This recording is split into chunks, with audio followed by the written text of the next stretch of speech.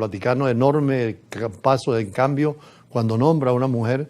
ministro del alto gobierno del Vaticano, de una importancia extraordinaria porque desde la fundación de la Iglesia Católica se le había negado a las mujeres tener acceso a estos altos cargos. Ya lo que falta es tratar de que se integren totalmente a la Iglesia, puedan celebrar la misa, inclusive medidas como el matrimonio que pudieran ser visibles para sacerdotes y religiosas. Es parte de las reformas tal vez que pueda hacer el Papa Francisco, aunque según nosotros damos sería el último Papa en la historia de la Iglesia de Cristo. No sabemos, esas profecías, algunas se han cumplido. Lo cierto es que la Iglesia sigue cambiando y adaptándose a los nuevos tiempos y pasará el Papa Francisco como un gran reformador en la historia de la Iglesia. Por eso nuestra reflexión sobre esto de la religión y la política, que es tan importante porque al margen el judaísmo, el islam, el cristianismo, o en el caso del budismo, el taoísmo en el Oriente y en el Lejano Oriente, son factores importantes en el orden mundial. Y aunque el Vaticano no tiene un Estado ni un ejército, sino una nación con una religión determinada como el catolicismo, un territorio muy reducido, apenas de 1 kilómetro cuadrado, y una población de menos de 1000 habitantes, es una fuerza extraordinaria que tiene representaciones diplomáticas en el mundo y que además es un Estado que juega dentro de la política mundial, teniendo un puesto en el Consejo de Seguridad de las Naciones Unidas, no permanente, sino simplemente observador, tanto en la Asamblea General como en las organizaciones internacionales. El Vaticano tiene una posición de hablar de la paz, de la armonía, del diálogo, sin intereses políticos o militares. Por eso la reflexión de hoy. No podemos analizar la realidad geopolítica del mundo y la situación de los conflictos, las soluciones, la organización de los estados, la vida social, la cultura, sin entender el tema religioso. Desde los 5000 años de Egipto y después en las culturas orientales, con Confucio, con el taoísmo, y en Occidente con el cristianismo, con el islam, con el judaísmo, todo tiene que ver necesariamente con la vida política y social, y es fundamental la referencia religiosa. Por eso, para los católicos y cristianos, lo que está pasando en Roma es importante. Los cambios fundamentales que ha hecho el Papa Francisco tienen influencia en la política, en la diplomacia,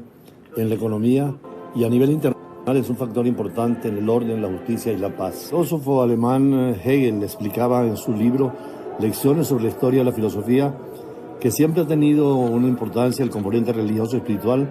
Para este idealista alemán, la religión cumplía, junto a la filosofía y el arte, una función reveladora del espíritu absoluto que marcó y condujo todo el sistema hegeliano. De hecho, al hablar de religión es imposible no comentar la visión y relación desde y con la filosofía. En la tradición grecorromana y sus inicios existía una amplia hostilidad por parte de los sacerdotes paganos a Sócrates, Platón y Aristóteles, aunque estos nunca negasen la naturaleza del cuerpo y del alma del hombre. Posteriormente, en el medievo, la doctrina cristiana acaparó el pensamiento medieval con grandes autores como San Agustín o Santo Tomás, quienes veían en la filosofía auxiliar de la religión, aunque el santo de Aquino con sus 5 vidas demostraba la existencia racional de Dios, y con él comenzó a dibujarse la línea divisoria entre filosofía y religión, que sería amplificada por los racionalistas de la era moderna, tanto Descartes como Kant. Kant, el filósofo trascendental, dedicó a este tema una de sus más obras importantes, La religión dentro de los límites de la mera razón. Autores posteriores seguirían debatiendo ampliamente sobre el tema, lo que evidencia su importancia dentro de la búsqueda del conocimiento. Dentro del amplio espectro de las religiones debemos resaltar las llamadas religiones del libro, el cristianismo, el judaísmo y el islam, todas con el carácter común de ser monoteístas y, por supuesto, teniendo presente la diversidad dentro de ellas. También es interesante mirar hacia el oriente, hacia el confucianismo, el taoísmo, el budismo, el hinduismo, sintoísmo, entre otros. Dentro del cristianismo podemos destacar el catolicismo y la figura del Papa, cuyo liderazgo tangible, con más de 1.200 millones de fieles, con sus encíclicas papales, concilios y la propia diplomacia de la Santa Sede, son referencia para la historia y dinámica internacional.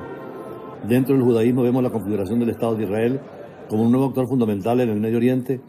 y en los recientes conflictos entre Palestina e Israel, como también los hutíes, la situación de Irán y de Arabia Saudita, y en general lo mismo de Siria, lo religioso está presente. Por eso han pedido fundamentalmente la libertad religiosa y de cultos al nuevo gobierno de Siria después de 40 años de dictadura de la familia Bashar al-Assad.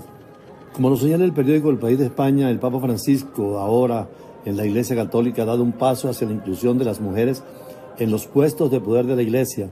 Un proceso todavía muy minoritario, y ha nombrado a la monja italiana Simona Brambilla como prefecta del dicasterio para los institutos de la vida consagrada y la sociedad de la vida apostólica, uno de los puestos más importantes del Vaticano. La Curia Romana es el conjunto de órganos de gobierno de la Santa Sede y ahora incorpora el Papa Francisco a las mujeres que tienen que formar parte de la cúpula de la Iglesia Católica y que es una revolución dentro del mundo cristiano. Se esperan más reformas en la Iglesia Católica más allá de las mujeres en altos cargos del Vaticano, porque cuando el Papa Francisco inauguró recientemente el Año Santo 2025, la pasada Nochebuena, con la apertura de la Puerta Santa de la Basílica de San Pedro,